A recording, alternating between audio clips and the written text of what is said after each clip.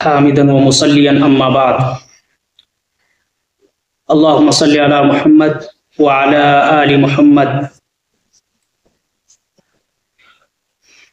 بسم الله الرحمن الرحيم قال رسول الله صلى الله عليه وسلم الحياء من الإيمان وفي رواية الحياء لا يأتي إلا بخير رواه البخاری ومسلم۔ محترم ناظرین، السلام علیکم ورحمۃ اللہ وبرکاتہ۔ وعدے کے مطابق آج میں آپ سب کے سامنے تیسری حدیث لے کر حاضر ہوا ہوں۔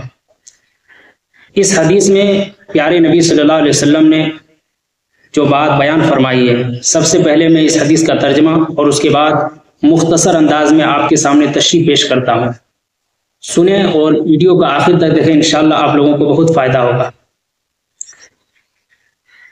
اس حدیث کا مقصد یہ ہے کہ اسلام میں حیا کی اہمیت کیا ہے۔ حضور اقدس صلی اللہ علیہ وسلم نے ارشاد فرمایا کہ حیا ایمان میں سے ہے۔ الحیاء من الایمان، حیا ایمان میں سے ہے، ایمان کا ایک حصہ ہے۔ دوسری روایت میں آپ صلی اللہ علیہ وسلم نے ارشاد فرمایا کہ حیا کا نتیجہ صرف خیر ہے۔ یہ روایت بخاری اور مسلم کی ہے۔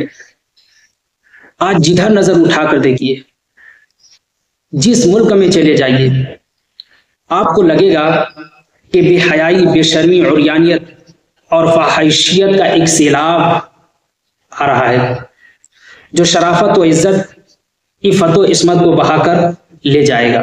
یعنی ہر طرف ابھی بے حیائی پھیلی ہوئی ہے۔ آج چونکہ ہمارے اندر حیا نہیں ہے، اس لیے بے حیا مناظر بہت سے کثرت سے دیکھنے کو نظر آ رہے ہیں۔ تہذیب و ثقافت کے نام پر اور کھیل کود کے نام پر بے حیائی کو فروغ دیا جا رہا ہے۔ زناکاری کی ایک بڑی رکاوٹ شرم و حیا کا فطری جذبہ تھا، اس کو تہذیب جدیدہ نے مردہ کر دیا۔ دوسری بڑی رکاوٹ عورت کے لیے ناجائز بچے کی ذلت تھی۔ آج کل اس رکاوٹ کو دور کرنے کے لیے نہ جانے ایسے طریقے ایجاد کر دیے گئے ہیں کہ آج بے حیائی کو مانو سیلاب آ رہا ہے اور بے حیائی کو فروغ دیا جا رہا ہے، اور انسان کو جانوروں کی طرح بے حیا بنا دینے کی ایک کوشش جاری ہے۔ ان بے حیائیوں سے بچنے کے لیے پیارے رسول صلی اللہ علیہ وسلم نے ایک تدبیر ارشاد فرمائی کہ جب حیا کی صفت سے انسان متصف ہو جائے گا تو گناہوں سے اپنے آپ کو بچا لے گا، بے شرمی اور بے حیائی کے کاموں سے دور رہے گا۔ چنانچہ آپ صلی اللہ علیہ وسلم نے ارشاد فرمایا کہ اگر تمہارے اندر حیا نہ ہو تو جو چاہے کرو، یعنی پھر تم کو برائی سے روکنے والی کوئی چیز نہ ہوگی۔ اسلام میں حیا کی اہمیت کا اندازہ اس روایت سے بھی لگا سکتے ہیں جس میں آپ صلی اللہ علیہ وسلم نے ارشاد فرمایا حیا اور ایمان ایک دوسرے سے ملے ہوئے ہیں، ان میں سے ایک کو بھی اٹھا دیا جائے تو دوسرا خود بخود اٹھ جائے گا۔ پھر انسانیت صلی اللہ علیہ وسلم نے دوسرے ادیان کا ذکر کرتے ہوئے فرمایا کہ ہر دین کی ایک پہچان ہوتی ہے اور ہر مذہب کی ایک پہچان ہوتی ہے، اور ہمارے دین کی، ہمارے مذہب کی جداگانہ جو پہچان ہے وہ شرم و حیا ہے۔ حضرت عبداللہ بن مسعود رضی اللہ تعالیٰ عنہ کی روایت ہے، ایک لمبی روایت ہے جس کے بعد انشاءاللہ آپ لوگوں کو اس سے بہت کچھ حیا کے بارے میں معلوم ہو جائے گا کہ حیا کیسا کرنا چاہیے۔ حضرت عبداللہ بن مسعود رضی اللہ عنہ کی ایک لمبی روایت ہے کہ محسن انسانیت صلی اللہ علیہ وسلم نے فرمایا کہ اللہ تعالیٰ سے حیا کرو۔ عرض کیا گیا الحمدللہ ہم حیا کرتے ہیں۔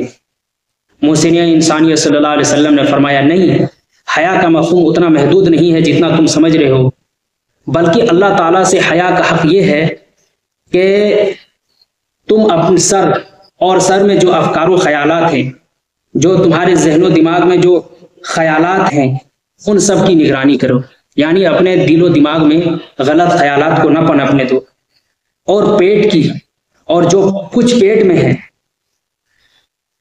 اور پیٹ کی اور جو کچھ پیٹ میں بھرا ہوا ہے سب کی نگرانی کرو، اور موت کے بعد جو کچھ ہونے والا ہے اس کو یاد کرو۔ پس جس نے ایسا کیا اس نے اللہ تعالیٰ سے حیا کرنے کا حق ادا کیا۔ اس حدیث میں آپ صلی اللہ علیہ وسلم نے سر سے لے کر پورے جسمانی اعضاء اور یہاں تک کہ موت تک حیا کا حکم دیا ہے۔ اب ہے اور لوگ غلط راستے کی طرف جا رہے ہیں۔ ان کی ایک بڑی وجہ یہ ہے کہ آج ہمارے دل و دماغ سے شرم و حیا کو مغربی تہذیب نے نکال کر رکھ دیا ہے۔ یقین مانیے صحیح کہا گیا حدیث میں۔ آپ تھوڑا سا دیکھیے کہ انسان کے اندر سے جو بہت سارے جھگڑے اور فسادات اور فتنہ پھیلنے سے جو روکتا ہے ان میں سے ایک حیا کا بڑا دخل ہوتا ہے۔ کسی سے اگر آپ کا جھگڑا ہو جائے تو کہتے ہیں یار وہ تو ایسا ہی تھا، اگر میں بھی ویسا کرنے لگوں تو لوگ مجھے کیا کہیں گے۔ جو یہ تمہارے دل و دماغ میں پیدا ہو رہا ہے کہ میں اس کی وجہ سے ذلیل نہیں ہوں گا، یہی حیا ہے۔ اور اس لیے انسان شرم و حیا کی وجہ سے بہت سارے گناہوں سے بچ جاتا ہے۔ اس لیے اللہ تعالیٰ سے دعا کرتے ہیں اللہ تعالیٰ ہم سب کو حیا کی صفت سے مالا مال فرمائے اور بے حیائی سے ہمارے معاشرے کو ہم حفاظت فرمائے۔ اور بے حیائی کا ایک ذریعہ یہ بھی ہے کہ آج ہمارے بچے سوشل میڈیا پر فحش فلمیں دیکھتے۔ میرے بھائیوں، جب آپ کسی چیز کو کسی گناہ کو بار بار آپ دیکھتے ہیں تو آپ کا پہلے ذہن و دماغ کو گناہ کھینچ لیتا ہے، پھر اس گناہ کو جیسا آپ کے ذہن و دماغ میں بٹھایا جاتا ہے، پھر جب آپ اس خیال سے باہر آئیے گا، باہر کی دنیا میں آئیے گا تو پھر آپ کے دل و دماغ میں بھی وہ خیالات اثر انداز ہوگی۔ اللہ تعالیٰ ہم سب کو ان سب چیزوں سے